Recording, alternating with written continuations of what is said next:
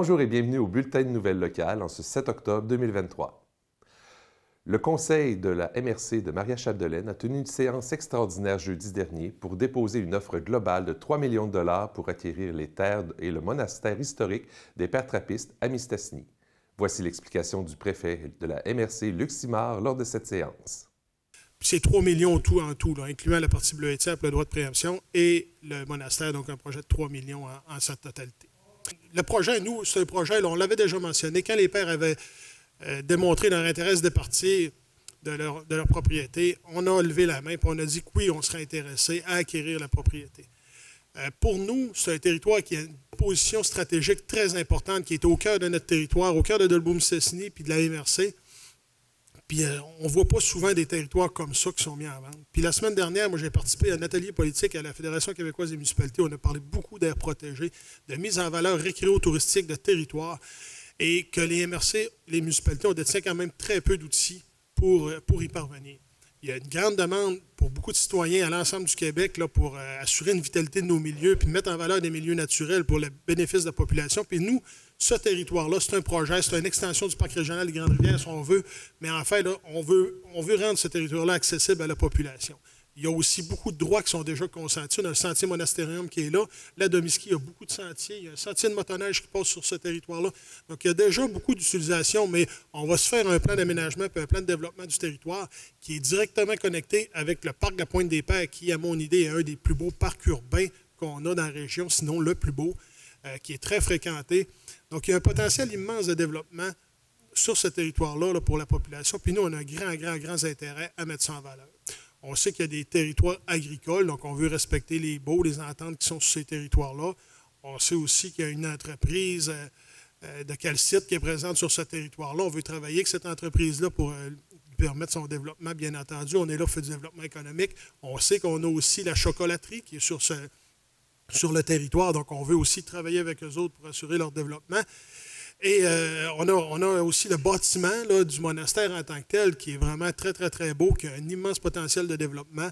Donc ça, on va regarder comment on va prendre le temps, on va regarder comment on développe le monastère en tant que tel.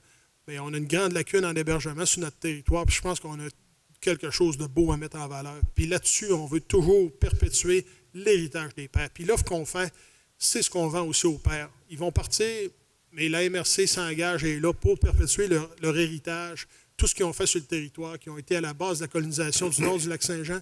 Puis oui, il y a un aspect religieux, mais quand même, on veut quand même le maintenir et garder des choses sur place. C'est pour ça qu'on ne veut pas non plus au monastère que les pères partent avec toutes les statues, avec tout ce qu'il y a là, parce qu'on veut quand même que ça demeure dans l'esprit d'un monastère. Je pense que c'est très important pour nous. Donc, on pense que l'offre est quand même intéressante. Et par la suite, pour le développement du bâtiment, c'est bien clair que ce n'est pas la MRC qui va gérer un hôtel ou gérer quelque chose, tout dépendant de ce qu'on développe là. Mais on devra s'associer avec du privé, mais travailler sur des projets innovateurs, des projets qui vont amener des gens à rester chez nous. On pense qu'on peut faire de quoi de très, très beau là-dessus. Puis le bâtiment est quand même en bon état aussi. Donc, il y a quelque chose à faire à ce niveau-là. Ce n'est pas une annonce, c'est une offre d'achat. Il n'y a pas d'entente non plus, là, on ne se le cache pas. C'est nous, on fait une proposition qu'on pense intéressante. Puis on va attendre un retour là, de la communauté pour ce qui est de notre offre. Moi, je ne cacherai pas que le bâtiment, je pense qu'il y a un beau potentiel, on va travailler, mais une transaction comme ça, il y a tellement d'énergie et d'argent à investir dans le bâtiment que le bâtiment n'a pas une très grande valeur là, dans la transaction. Nous, c'est vraiment les terrains, puis le lot, puis la localisation de ces lots-là qui a une grande valeur. On ne voulait pas que ça devienne un terrain privé, qu'on mette des barrières. On voulait que ça bénéficie au plus grand nombre possible, puis que ça contribue à notre vitalité de notre milieu. C'est réellement... Là, puis on a beaucoup de droits consentis. La ville a des droits là-dessus. Puis le parc des Grandes-Rivières avec le sentier monastérium. Donc vraiment, là, c'est une volonté de développer ce secteur-là. C'est beaucoup plus, je vous dirais, le territoire en tant que tel qui a une grande valeur que le bâtiment. Mais le bâtiment, en travaillant avec le privé, en investissant des sommes, il y a un potentiel immense. Là. Il est quand même en très, très bon état. Ce n'est pas un bâtiment qui date, là, puis il a été bien entretenu. Donc, il y a quelque chose à travailler là-dessus.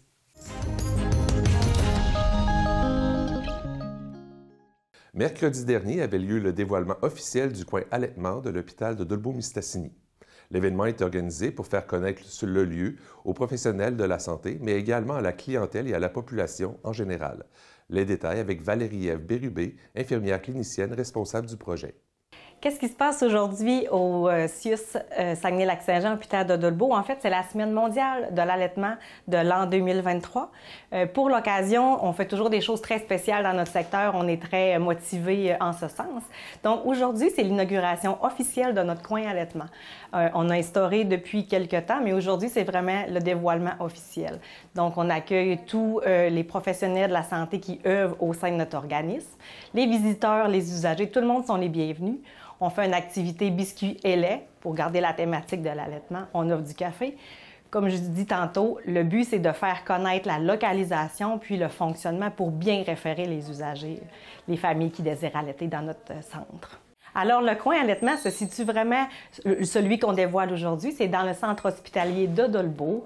On est dans le secteur enfants, jeunesse, famille. On a décidé de le faire un peu plus dans notre secteur pour être en mesure de faire un peu d'intervention aux besoins, évidemment, mais aussi pour assurer un secteur qui est un peu plus calme comparé à l'urgence ou à la clinique externe. Donc, on se présente devant les ascenseurs principaux. Il y a le long couloir qui rend jusqu'au bloc C, la nouvelle partie où est-ce qu'il y a la physiothérapie, l'ergothérapie. On est à peu près à 2/3 du chemin dans ce long corridor-là devant les ascenseurs. Donc, c'est le B151, on est comme un peu plus isolé. Le fonctionnement est un peu particulier étant donné justement qu'on n'est pas proximal des services qui est courant. Donc, comment ça fonctionne? Les familles qui désirent allaiter doivent toujours informer l'endroit où est-ce qu'ils font leur attente. Par la suite, soit les agentes administratives, les infirmiers, les infirmières vont glisser un papier dans le dossier de client pour informer de quand ça sera mon tour, je suis en train d'allaiter. Donc, ils doivent appeler sur une ligne téléphonique qui est fixe avec un code précis pour dire « OK, bonjour, c'est à votre tour de passer, donc venez nous trouver ». Donc, c'est vraiment comme ça que ça va fonctionner. Alors, nous, dans notre secteur Maria-Chapdelaine, on travaille toujours en collaboration. On est très fiers de ça, de cette belle proximité, de ces belles relations de confiance-là qu'on a su établir au fil du temps. Donc, nous avons un comité local en allaitement qu'on a redébuté, remis sur pied de façon plus active aussi. Donc, on se rencontre environ aux 2 mois. On travaille toujours sur des projets qui nous sont chers pour nous, pour la population. On essaie de développer des services pour la population. Donc, c'est comme ça un peu que ça s'est inscrit. On a toujours plein de projets en cours. On en sélectionne habituellement un à chaque semaine mondiale de l'allaitement pour vraiment faire rayonner notre beau travail. Donc, on a fait une collaboration avec divers professionnels du CIUS, dont des membres de mon équipe Enfants, Jeunesse, Famille. On a aussi du personnel du Centre des naissances qui participe à cet échange-là. Nutritionnistes, en gros, c'est ça pour le volet CIUS. Du côté communautaire, bien, une chance qu'on les a, une chance qu'on travaille bien ensemble. Donc, c'est avec l'organisme Par Ensemble, ces intervenants, les personnes responsables en allaitement, nos fameuses marraines d'allaitement qui sont extrêmement dévouées, participent toujours très activement et avec cœur à nos projets, heureusement. Qu'est-ce qu'on désire faire avec l'instauration d'un lieu comme ça? C'est, comme je dis, c'est d'avoir un lieu qui est plus confidentiel, qui est plus privé, qui va faire place à un bel échange, que les personnes vont allaiter en confiance, dans un moindre stress un peu. Ce qui est important, on le souligne, c'est partout sur nos affiches, l'allaitement accessible pour tous. Mais c'est à ça que ça sert un coin allaitement dans notre centre hospitalier. Il va d'ailleurs faire partie là, de la route du lait. Là, on va l'inscrire aussi à cet effet-là, comme de quoi on a un beau coin allaitement. Super important de mentionner aussi que l'allaitement, on le sait que c'est important. On a des gens qui ont cru en nous, qui ont cru en notre projet, c'est-à-dire le comité des auxiliaires bénévoles. Ils ont généreusement contribué financièrement pour faire l'achat de tout le matériel là, qui s'y trouve ici aujourd'hui. Donc, c'est un gros plus aussi. C'est encore une belle preuve de collaboration et de l'importance de soutenir l'allaitement maternel. Donc, on va se fier sur vous, messieurs, mesdames, les familles qui allaitent, les familles non allaitantes également. C'est important aussi d'en parler, d'informer, c'est un peu de bouche à oreille, informer tous les gens que vous connaissez de près ou de loin, que c'est dorénavant disponible ici au centre hospitalier de Dolbeau, un beau lieu très convivial, très cosy pour l'allaitement maternel.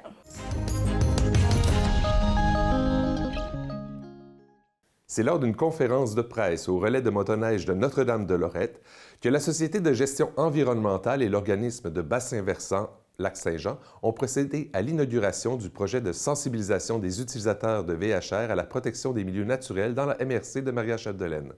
Le projet, réalisé en collaboration avec le club de VHR et la MRC, a permis de développer plusieurs outils présentés lors de l'événement.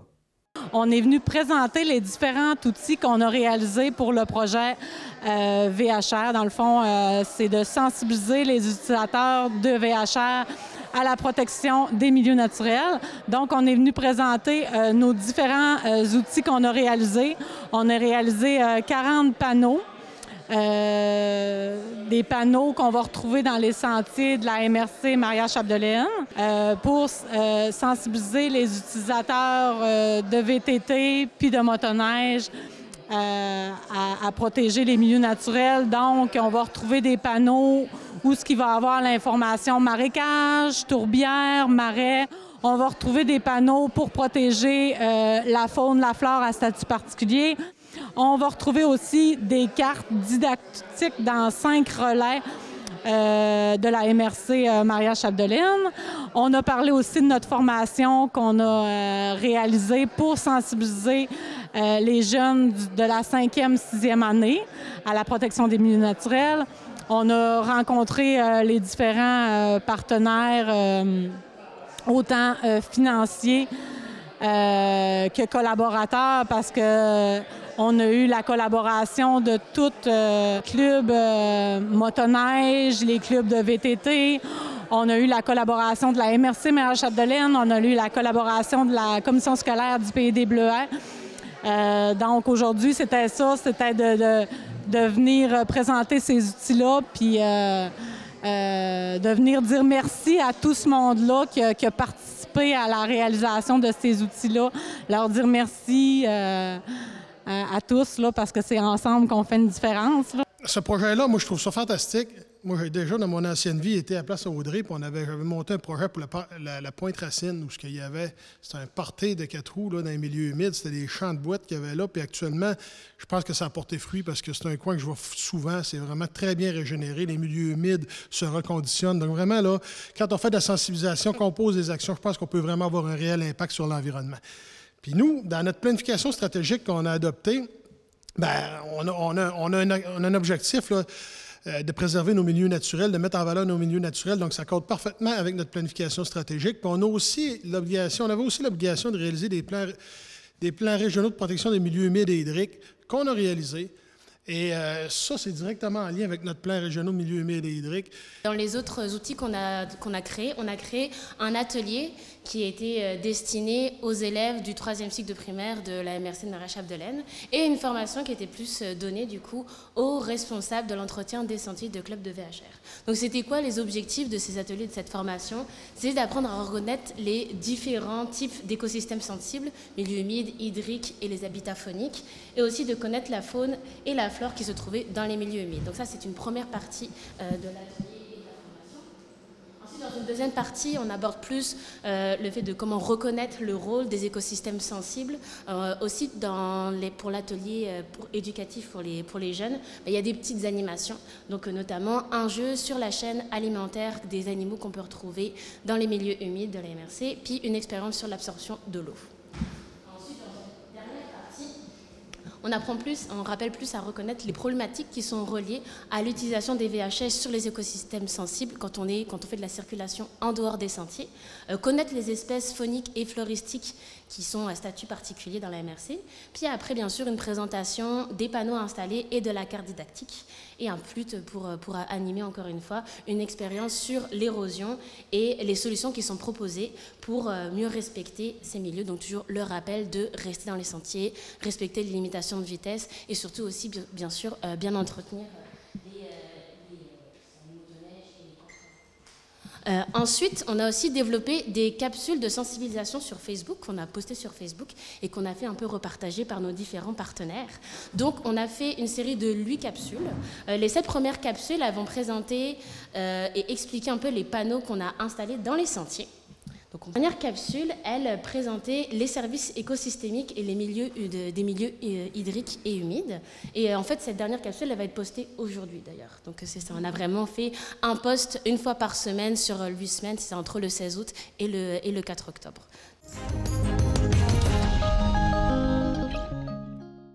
La succursale de Dolbeau-Mistassini de la Banque royale du Canada fermera ses locaux en janvier 2024.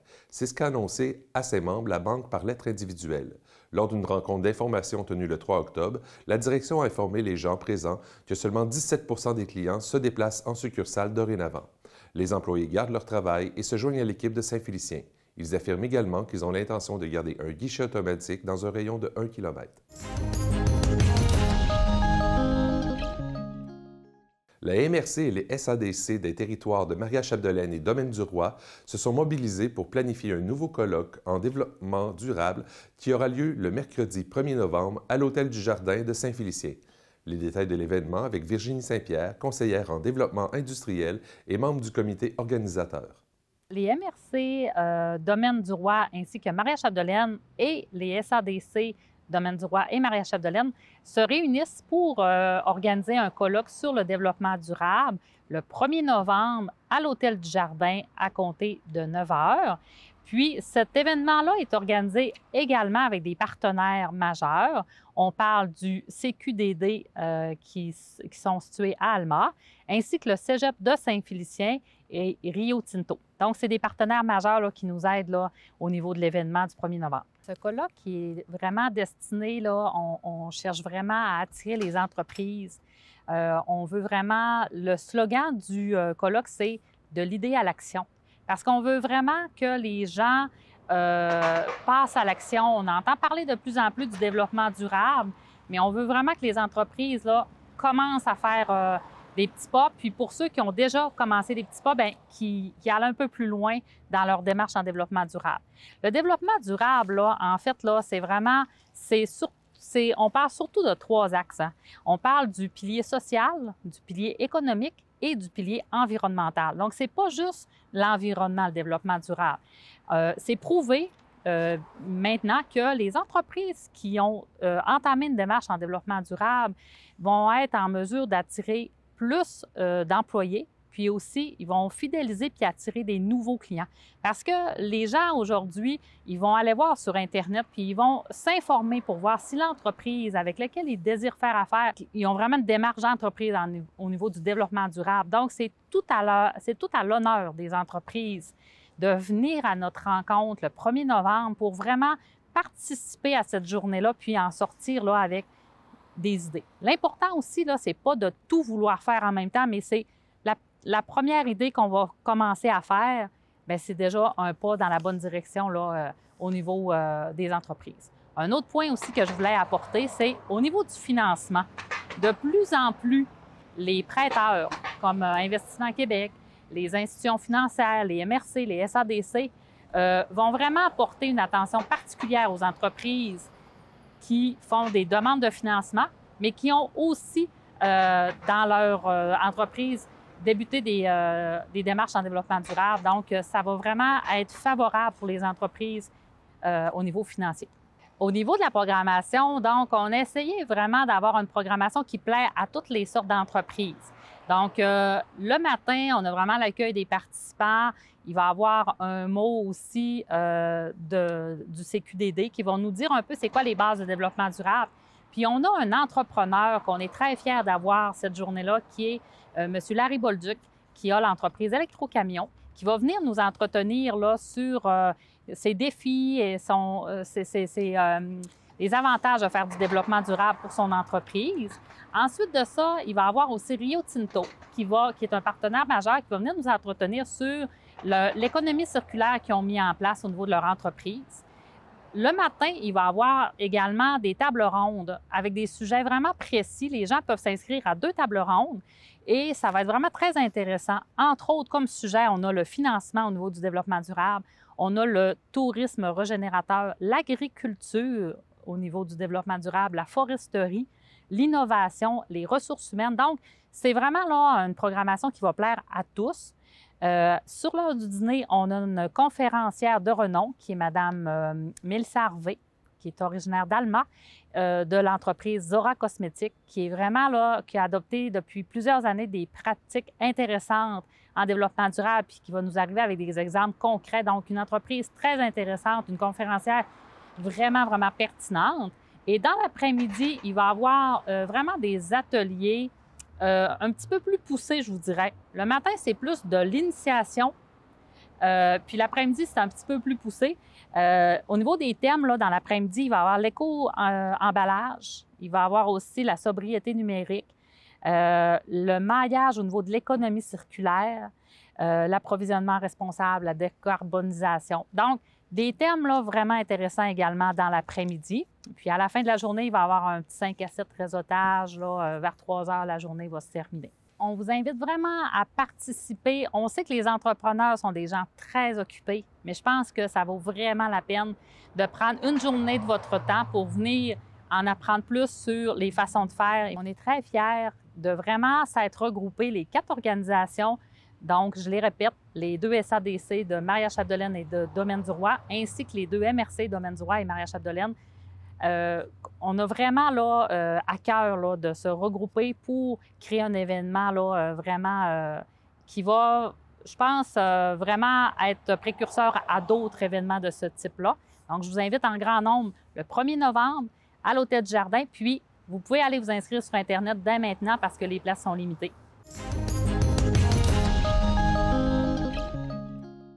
C'est ce qui complète le bulletin de cette semaine. Si vous avez des nouvelles à nous partager, n'hésitez pas à communiquer avec nous.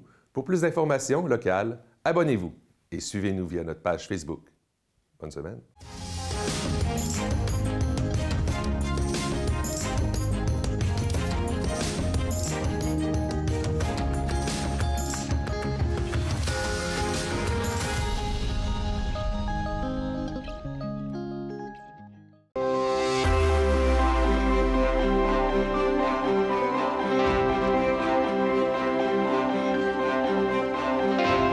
À Sainte-Élisabeth-de-Prou, il n'y a pas de conseil municipal. C'est la MRC qui agit comme conseil municipal. Donc, il n'y a pas d'élu, de conseiller municipal élu par la population locale. C'est pour ça que le comité citoyen est très important pour dynamiser le village, pour faire des projets, pour s'impliquer bénévolement. Puis on a un super bon comité à Sainte-Élisabeth-de-Prou. On les appuie, la MRC, là-dedans. On a des sous pour les aider. Puis en même temps, bien, le comité va chercher beaucoup de sous pour développer des infrastructures. On a un beau centre communautaire très, très bien aménagé, au goût du jour. On a plein d'infrastructures sportives. Donc, un beau village dynamique grâce à tous ces citoyens bénévoles qui s'impliquent. Je m'appelle Marcel Gauthier. J'ai décidé de m'impliquer dans le petit village de Sainte-Élisabeth-de-Prou suite à un appel de collaboration des gens du milieu que j'ai accepté de devenir membre du comité de citoyens. On est 7 membres pour le moment. Il y a beaucoup plus de bénévoles que ça. On a encore 6 ou 8 bénévoles qui œuvrent en périphérie du comité de citoyens. On est aussi très dynamique sur le démarrage de projets d'infrastructure ou d'immobilisation pour améliorer les services qu'on offre à la population. Au départ, il faut savoir qu'on a des équipements extérieurs assez complets. On a un jeu de fer qui est de catégorie régionale. On a un aire de jeu pour les jeunes assez complet pour tous les âges. On a une patinoire qui est à chaque hiver, qu'on a de la glace, qui est entretenue par un responsable. On a aussi notre centre multiservice, on l'appelle comme ça parce qu'il y a vraiment tous les services dedans. On a un comptoir vestimentaire. Alors, on a une belle entrepôt chauffé, bien éclairé, tout propre, qui lui permet d'accueillir plus de volume de linge pour le traiter, l'aménager, le préparer. C'est installé et c'est placé à peu près comme une boutique. Donc, c'est très propre. Ça sent bon, les gens apprécient de venir à notre comptoir vestimentaire. On a le comptoir alimentaire, fabrique des plats et pour les personnes souvent qui n'ont pas le temps de se cuisiner ou qui n'ont pas les moyens. Et puis on a notre belle bibliothèque, toute rénovée, avec nos responsables qui sont en tête de file actuellement. Ils reçoivent chaque année des prix d'excellence pour la participation. On a un bar pour agrémenter les soirées. On a une belle salle de spectacle qu'on a modernisé, qu'on a rendu au goût du jour. On a à la portée de la main à peu près tous les services qui sont importants d'avoir.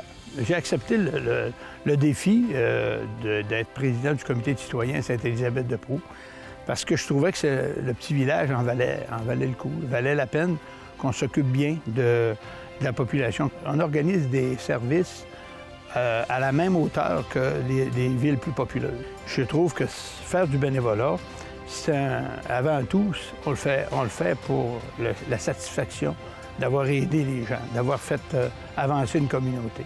on ressent le sentiment de satisfaction et de remerciement de la population. On se le fait dire, puis même si on ne se le fait pas dire, on le voit dans le comportement des gens.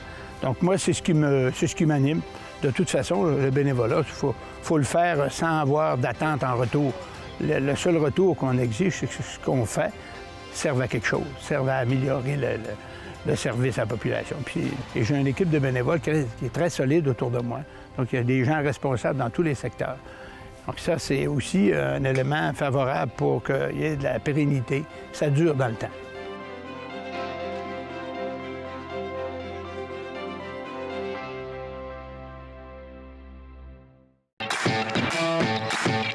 Accès MRC, c'est une émission d'information animée par moi, Isabelle Gagnon. J'y reçois des représentants d'organismes et de l'administration municipale de la MRC de Maria-Chapdelaine qui viennent nous parler de leur organisation et de leurs projets. C'est un rendez-vous cet automne à MaTV Saguenay-Lac-Saint-Jean.